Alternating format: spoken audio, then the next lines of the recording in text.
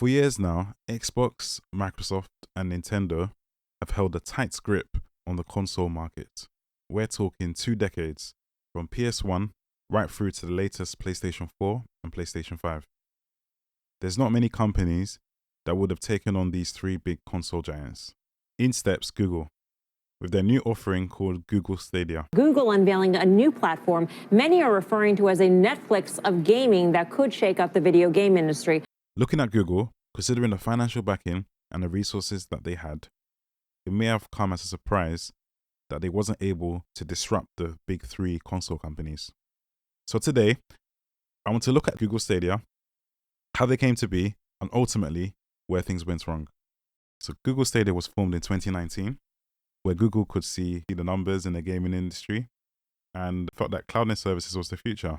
So decided to launch Google Stadia to promise that it was something that was going to change the gaming industry. It was led by Jade Raymond, who was a trailblazer in the gaming industry. So she was behind titles such as Assassin's Creed, and she also worked at EA as well. Also, there was an industry veteran called Phil Harrison, who was also part of the leadership team as well. What is Google Stadia? So Google Stadia is a cloud service where users could play games on any screen. So TV screen, laptop screen, mobile phone screen, they could play games, and it allowed users to, as long as they had a strong connection, they could play games on their phone. The control pad was sold, and there was also subscription services. So there was the basic version and a pro version. In January 2023, it was announced that Google Stadia was going to close permanently. Ultimately, what went wrong? So one of the things that went wrong was the confusion in the first place. So in terms of it being a subscription Netflix of gaming. But yeah, I think the pricing structure is also a major reason. It was just too confusing for people. And I think that idea of I'm paying a subscription for access, but then I have to pay extra for the games, I think is a massive turnoff for a lot of people. And I can sort of appreciate that, if I want to play games on a PlayStation, I have to buy the console and then the games. So second reason I think that went wrong was struggling to get AAA developers to come on board. They did have Ubisoft, but apart from Ubisoft, they didn't have any other AAA developers come on board. So this was for a number of reasons. One of them would have been because of Google's fail fast approach. So with that, we've seen a host of Google companies in the past in which Google has pulled the plug on when they haven't seen the profits come through. There's actually a website dedicated to the Google Graveyard. You can see there's quite a number of their projects that didn't take off. So the feeling amongst the developers would have been that Google are not really in it for the long haul. They only see it as a short-term thing. And once they don't see the numbers coming through, then they'll pull the plug, which proved to be true. Another point was that the developers felt like the money that was being offered to them wasn't enough.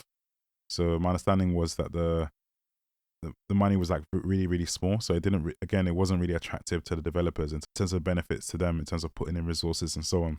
And thirdly, I'll say on the developer point was that porting to Google Stadia was quite difficult. For example, if they wanted to do like a Call of Duty, Black Ops is already out on PlayStation already. So if they wanted to make a version on Google Stadia, in terms of mapping it onto the Google Stadia platform, that was quite tricky and would have used quite a lot of resources. That was one of the things, not being able to get the developers on board. So that led to Google Stadia not being able to secure many quality exclusives. Because of that, they struggled in terms of enough customers on board. And in addition to that, it looks like one of the issues as well may have been just in general Google's thinking of the gaming industry in terms of this fail fast strategy in the first place. With, by fail fast, what we mean is, trying to do it as quick as possible, seeing if it works, and if it doesn't work, then scrap it and try and go for something else. But in this case with Google Stadia, in the gaming industry in general, it does take a while to be able to get any profit. So for example, when Microsoft launched Xbox, at this moment is only running on 1/5 of the system's power. Is very impressive. Bill, do you have any idea what The Rock would be like if he were only running on 1/5 of his power? Well, I would think that... It doesn't matter what you think, Bill. I'm sorry, Bill. It's just a force of habit. Rock apologizes. No, The Rock, even at 1/5 of his power, would still blow everybody out of the water, just like the Xbox. It is truly the future of video games, and I'm very excited to simply be a part of it. It took a while. It took quite a few years before they were able to turn it into a profit. the marketing costs and so on to be able to gather momentum. They did have exclusives like Halo, etc., which they were able to draw in customer base. But if it was going to work, it was something that would have taken a while. It looks like the cloud servicing does look like it is the future, and you've seen that Sony and Microsoft have invested more into the clouding service, which is interesting. That's all for today. I hope you guys enjoyed the video. Let me know in the comments, what did you think about Google Stadia? Did you know it was doomed? Or were you surprised it didn't last? For those that owned Google Stadia, how did it compare to the other consoles? I'd like to hear what you have to say. Thank you for watching.